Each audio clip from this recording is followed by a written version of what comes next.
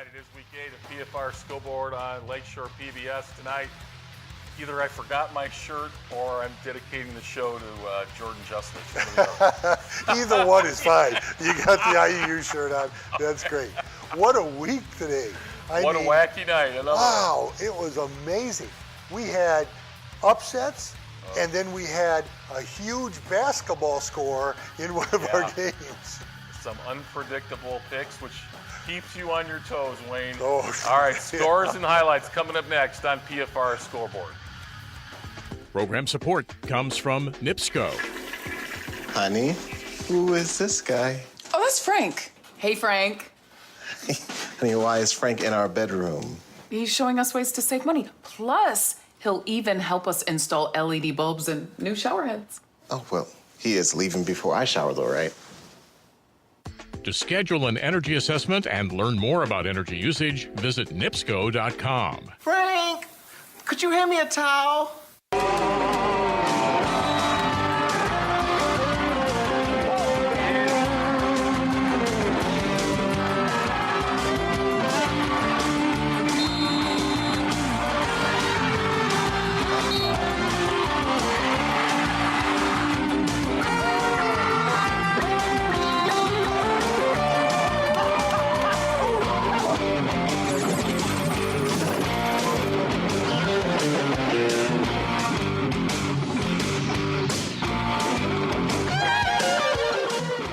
It is PFR Scoreboard Week 8 of the high school football season, and we are ready to go. And another wacky night of high school football.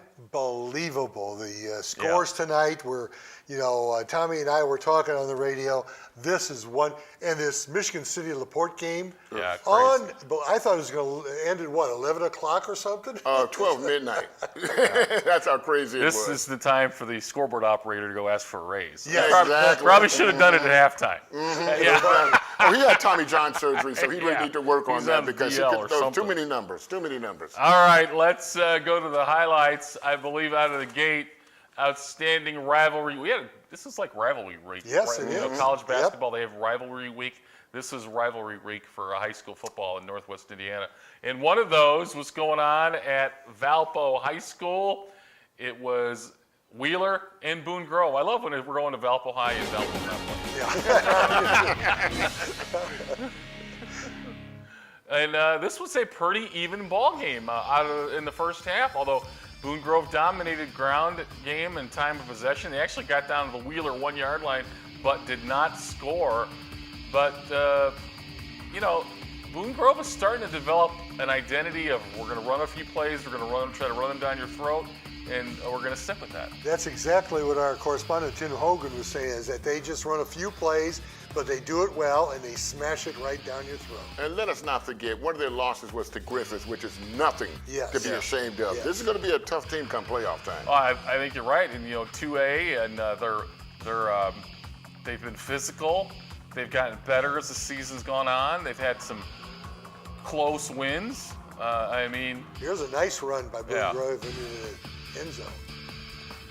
I think they basically just wore down Wheeler in the second half tonight.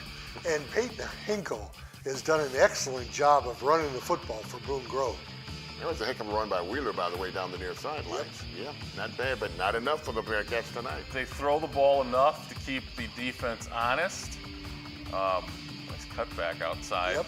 This is Hinkle again, I think. 13. Heck of a tackle, by the way. More like a body check.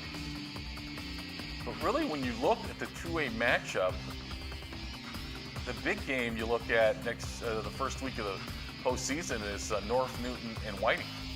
On that side of the draw, it looks like, those are two of the favorites that'll meet in the first week of the sectional. Yeah, and the thing about Whiting is they lose a regular season game tonight to Bishop Knoll, and that can't help them going into that matchup. When you say lose, they didn't lose the game. They lost. They actually didn't play. Thank you for clarifying that. I wasn't wearing my glasses, so I wasn't paying attention. I'd be interested, and you might be going out to see Coach Kane next week when they take on North Newton. But I'd be interested to see, how they feel about that. They get a week to get healthy, but you're not playing.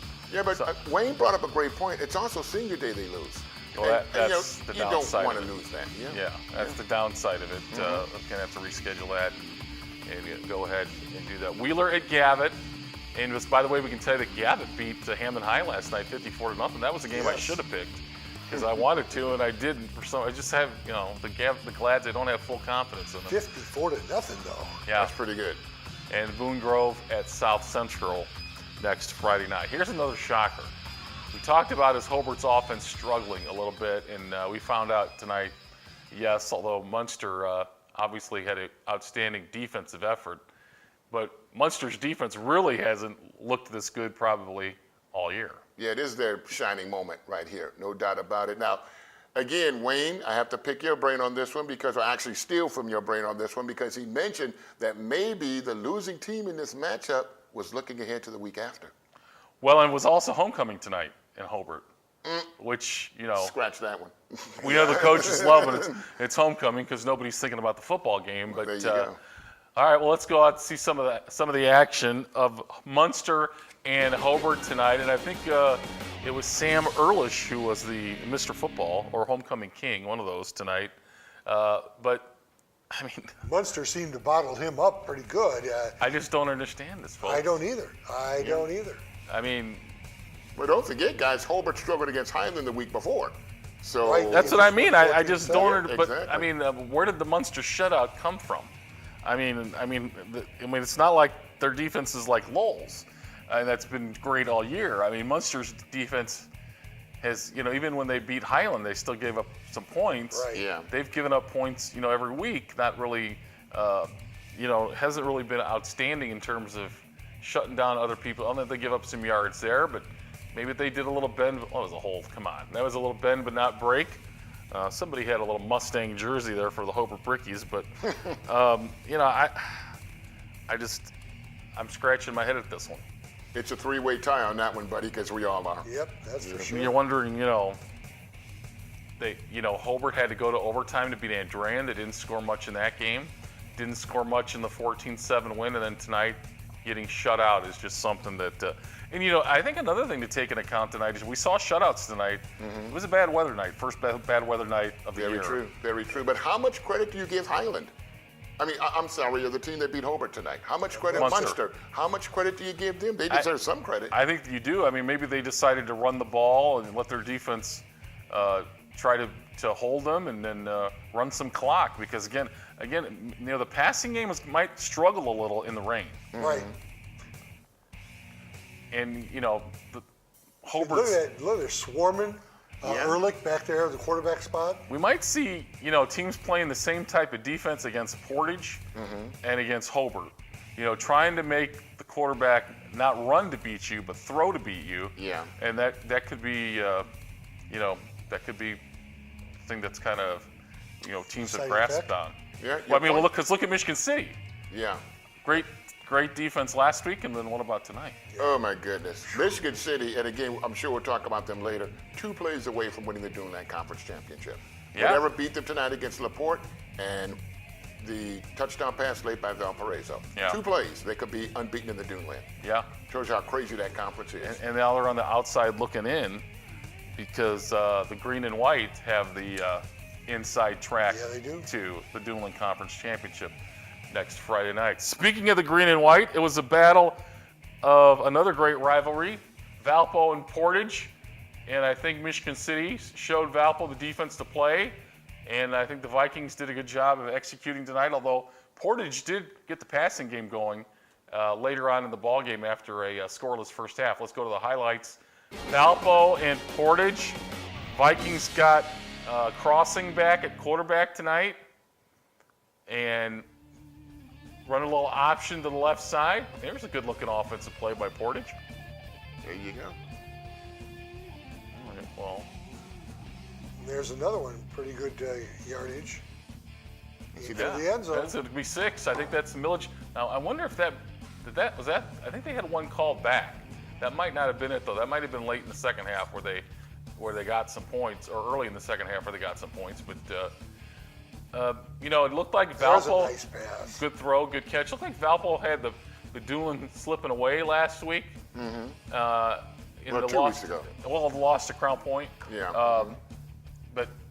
now they're in the driver's seat again tonight. And here's the thing, Crown Point has played really well since they beat Valparaiso, so that was a confidence builder for them.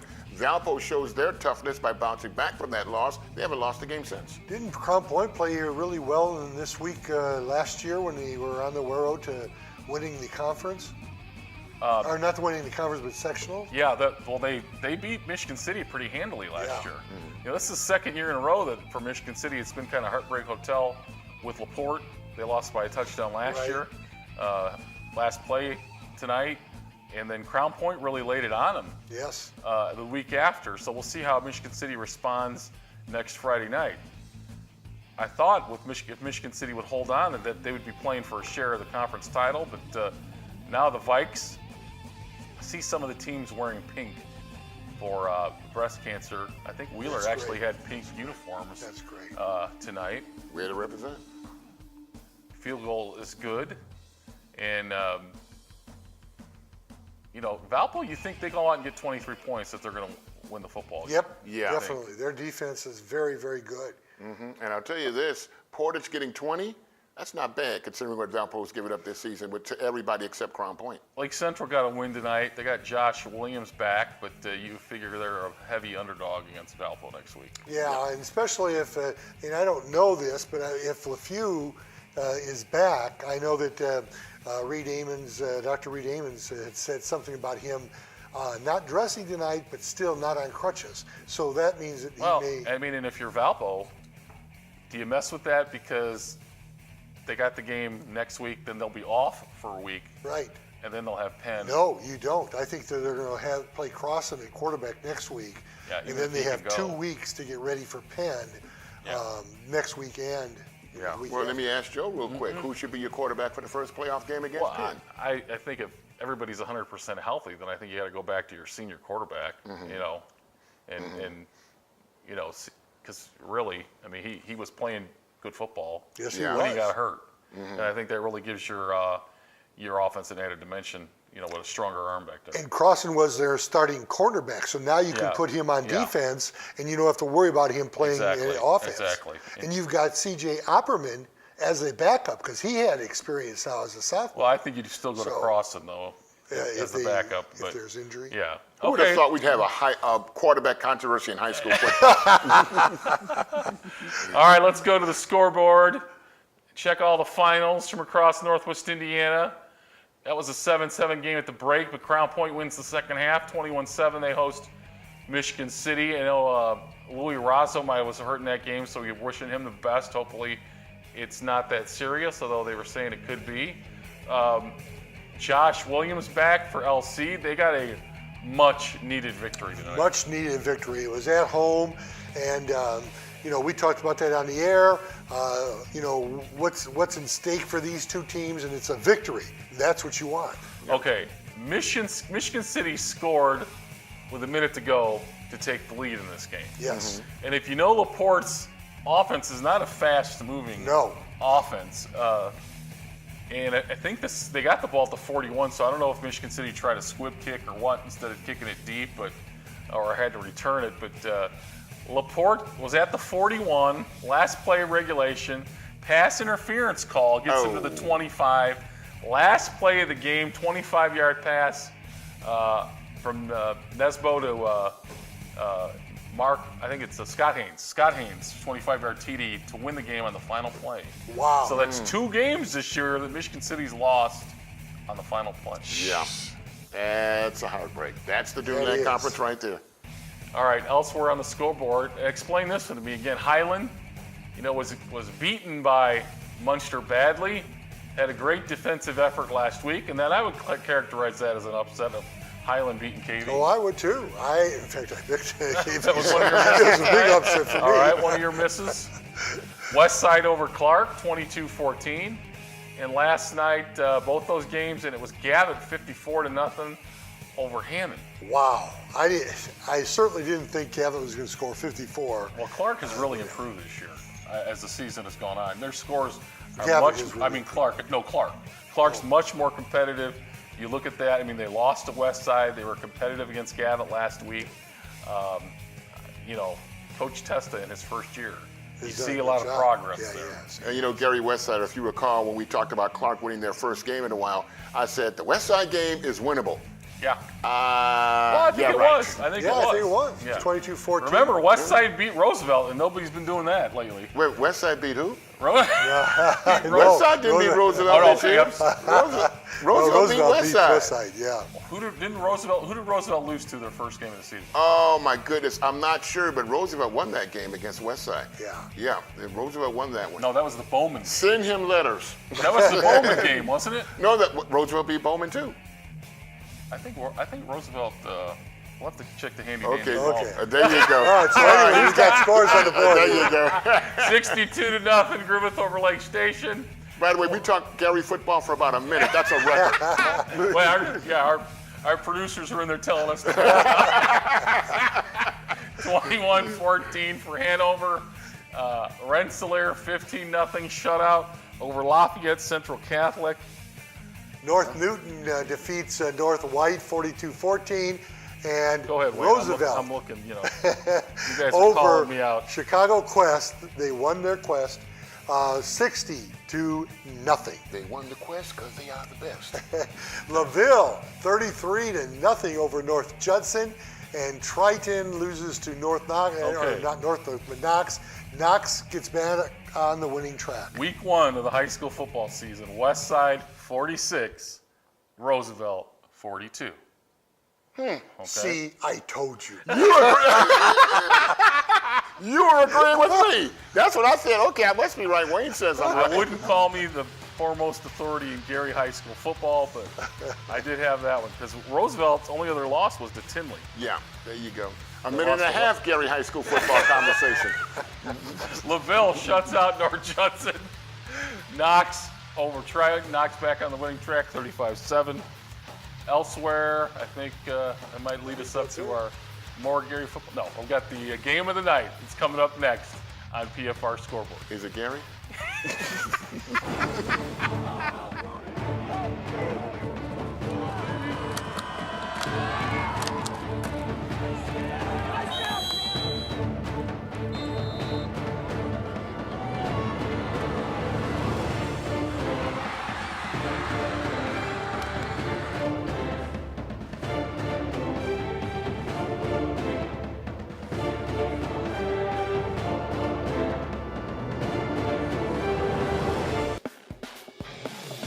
For more information on everything prep football, visit us on Facebook or on Twitter at PFR Sports.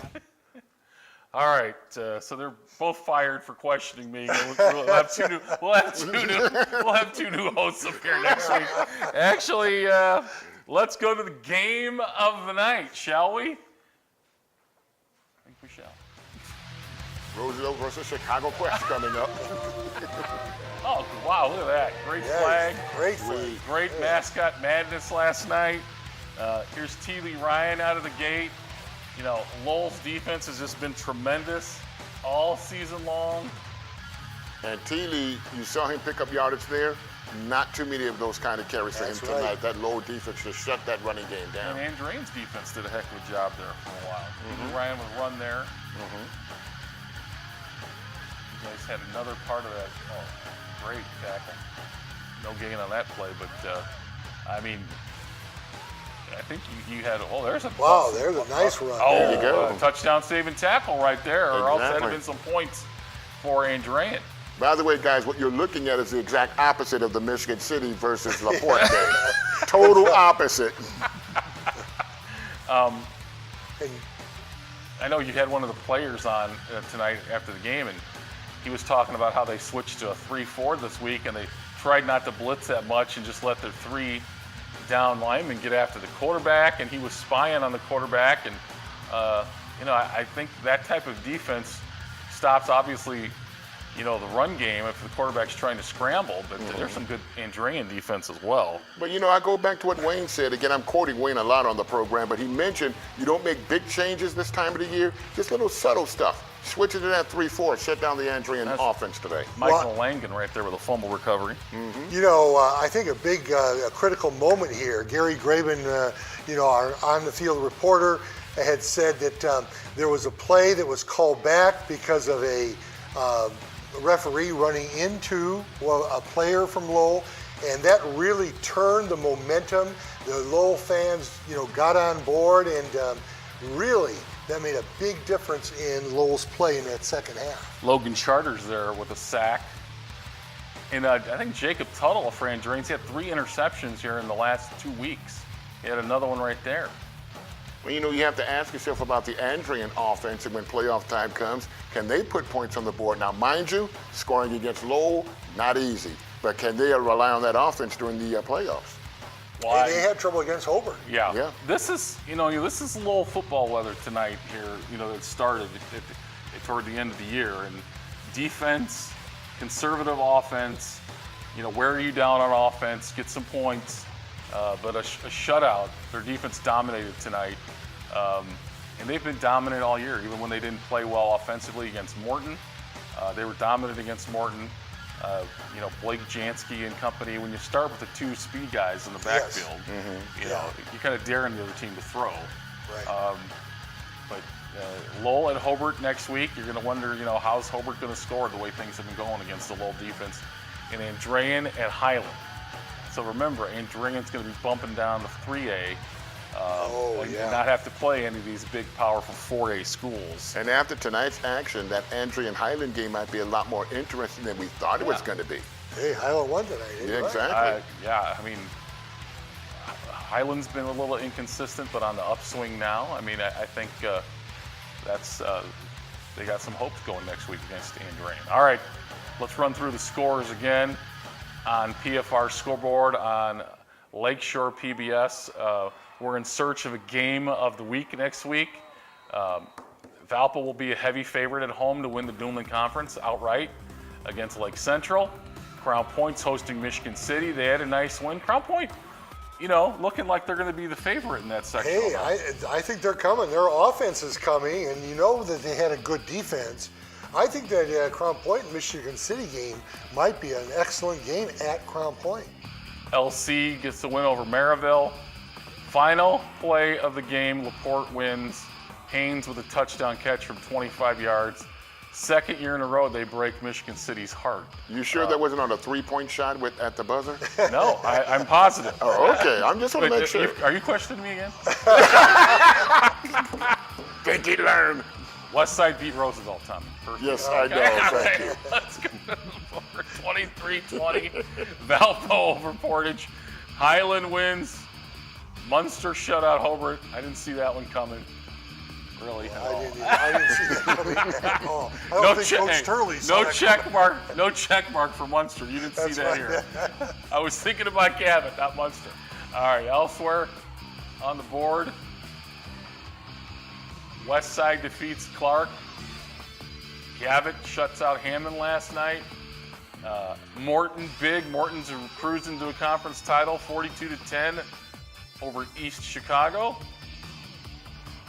I think Morton's going to be 6-2 on the season now, man. That's a great record for them. Not bad at all. And really played it toe-to-toe there Yes, for a while they did. against Lowell. That's right. Now, this is a little bit of a surprise, too. River over Calumet? Yeah, that was a surprise. Calumet had been putting points on the board, and all of a sudden now, hey, this is the second win in a row. Coach Robertson probably should ask where he should go for his honeymoon on the field. Yeah, because he's 2-0 since he proposed with Yes, us. it is. Don't be There you surprised go. if other coaches will try this maneuver sometime down the road. Griffith rolling. No problem there. Griffith defeats Lake Station. Griffith and Hanover next week. Elsewhere, Hanover tonight with a nice win. They bounce back 21-14. Boone Grove, strong second half, looking awfully good. They're in the opposite bracket of North Newton and Whiting, so they'll be the favorite to get to the championship in the sectional. Rensselaer shut out tonight. They got to shut. You're right. And Lafayette Central Catholic and Rensselaer is a big rivalry. Central Catholic's down a little bit this year Little from where bit. they've been. Yeah. LaVille shuts out Judson. Knox 35-7. North Newton and Whiting 2 weeks from tonight in the opener of the sectional. That'll be good. That should be a really good game to open the postseason. Watch out for North Newton in that section. That's right. Lowell shuts out Andrean. So the Red Devil defense. And Roosevelt 60-0 over Chicago Quest. Okay, that one Roosevelt won. Yes, Okay, I just want to make sure. yes, they Okay. did. And There they you did go. beat Bowman. There you as go. well. Exactly. 2 for 3. Not 2. Boy, I'm not supporting you anymore. All right, so next week, it looks like Lowell, of course, could win the. I think Lowell might have clinched tonight with Hobart losing. That's Yeah, right. exactly. So right. Lowell clinched the conference title, but they're going to look to be going and staying undefeated next week against Hobart.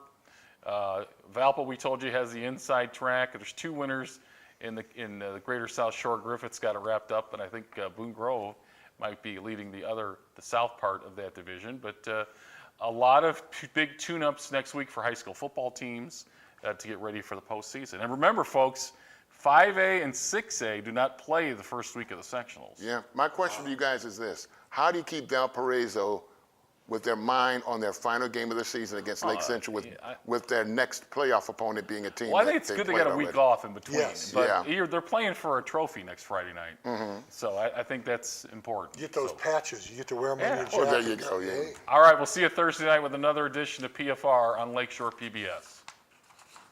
Program support comes from right. NIPSCO. Honey, who is this guy? Oh, that's Frank. Hey, Frank. Honey, why is Frank in our bedroom?